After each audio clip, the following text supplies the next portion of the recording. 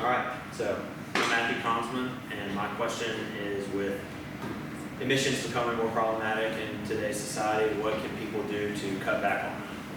So when you think about it, you hear all of these things about, governments having a carbon tax on their businesses. That's one good way to start. And then, you think about it a little more, it's like, well, when is that going to become an individual thing that I'll have to worry about? Tesla, all of these cars, they're going to be connected, stuff like that. Who says, you've driven too much this week, we're going to cut off your driving? Nobody wants that. So what can we do to stop that from happening? Well, one big thing, not the cars themselves, individual travel, but think about all the products you use.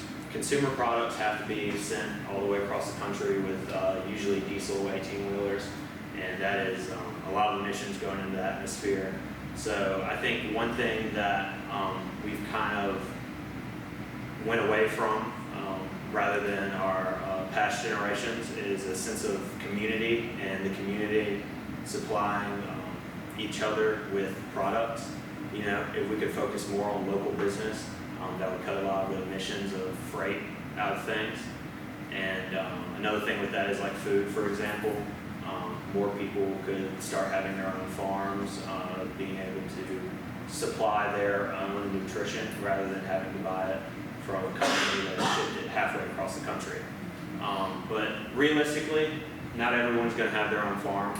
I mean, let's be honest, everyone's lazy nowadays, I know I am. But to counter that, we need to invest in different types of transport to stray away from those fossil fuels, such as hydrogen and hydrogen fuel cell batteries for these large 18-wheelers. So that's just a few things to think about, but that's all I have.